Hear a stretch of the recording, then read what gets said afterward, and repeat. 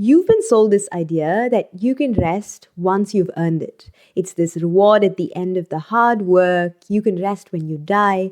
So you keep putting it off and you keep promising yourself that you'll rest properly when the kids are back at school, when that project finally ships, when everyone else around you needs a little bit less of you. But what if I told you that rest is not the reward for work? Obviously, you know that. But what if rest is actually where the work turns into strength, and skipping it constantly is the exact reason you find yourself constantly tired and flat and feeling burnt out?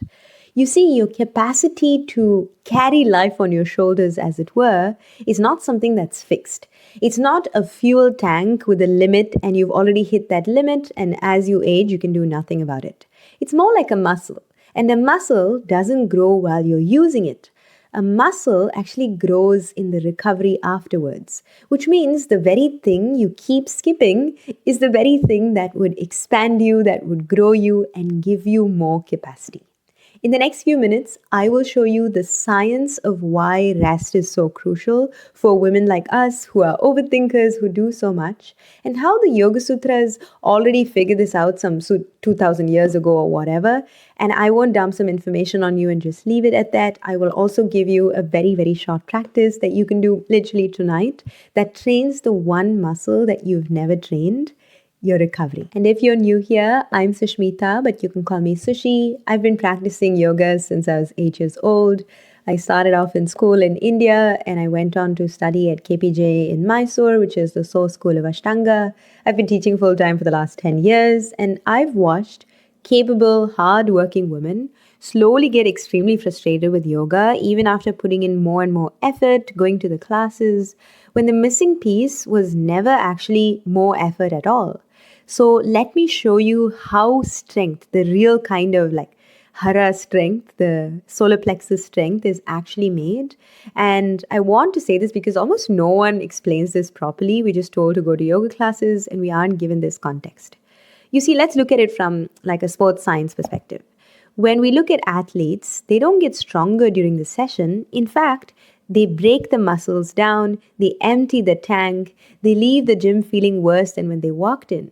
The strength actually comes later in the hours and days of recovery when the body rebuilds what was broken. And this is the crucial part because it actually rebuilds it stronger than it was before. So it's ready for a little bit more next time. And sports science calls this supercompensation, where there's stress, then there's recovery, then there's a new higher baseline that's formed. I know this is a lot of words, but recovery is not the opposite of training. Recovery is where the training actually makes a real true impact. Now, here's what happens if you stress the system and never let it recover. If you just keep going to hot yoga classes to shake the energy off even after you've had a full day of work. You break it down, you break it down, you break it down, and the rebuild never truly gets a chance. And this is not training the nervous system. It's not training anything anymore. It's literally just damaging your body and it's really accumulating. This is what athletes called overtraining. And it looks very similar to burnout, where you're flat and you're wired and you notice you're not really making any improvements no matter how hard you push. And you running your whole life at full effort like this with no real recovery inbuilt, you are an overtrained athlete who is never told she was truly like turning her whole life into a marathon with no finish line. And I know the next thing is going to come, the goalpost is going to move and you're going to keep going like this. But there is a genuinely hopeful part. I don't want this to all be doom and gloom. Is that the recovery itself is trainable. It grows. The woman who's never learned to rest well hits her limit quickly, and it takes her ages to recover from even something like a small flu or a cold. But the woman who's practiced recovery deliberately, daily, can hold far more and can also bounce back from these kinds of things much faster because she's trained the skill of recovery.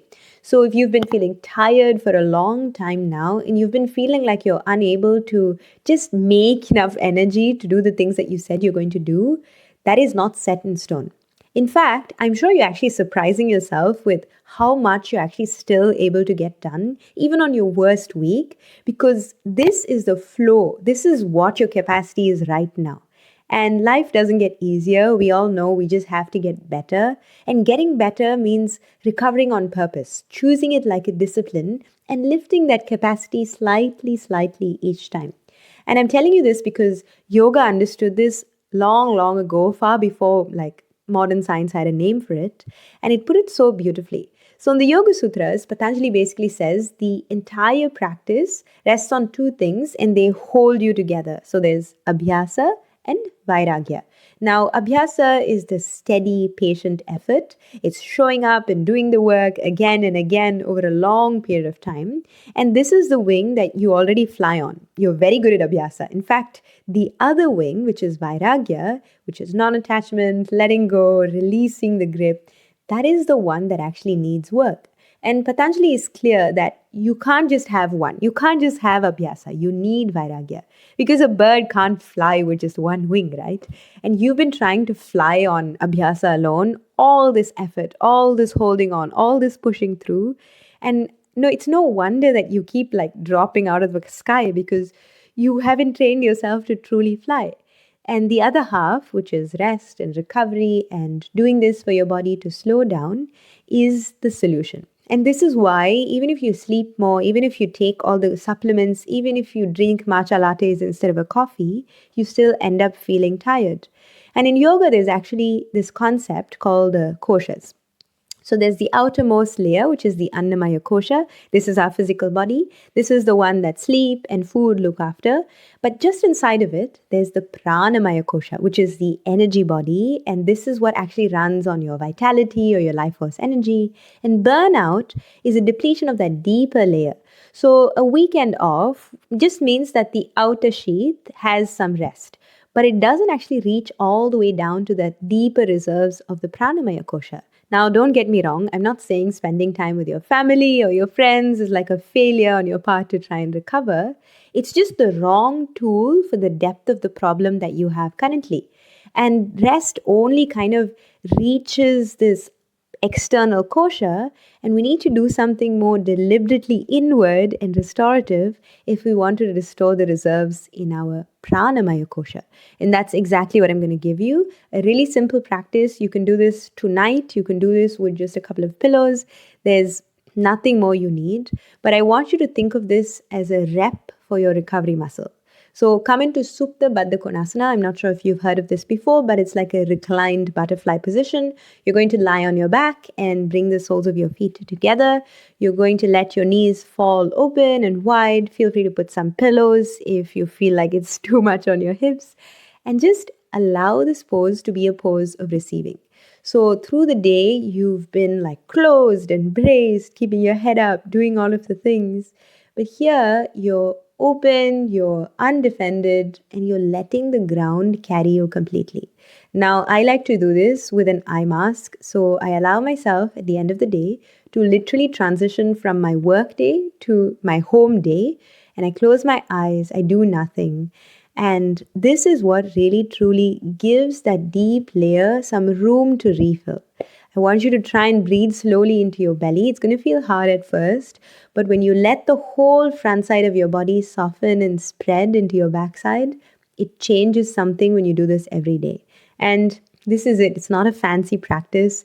You don't have to do any effort. You don't need to go to a fancy studio. You're not trying to earn something or do something. You're literally practicing release or vairagya in the smallest, most micro way possible. Because trust me, I used to find this super hard, and I spent years believing that rest was the thing that happened when I finally ran out of energy, because I always had so much energy. It's something that I fell into because I felt like guilty and I fell into it all at once. It wasn't something that really rebuilt me because I never chose it. I only ever collapsed into it, and collapse is not real recovery.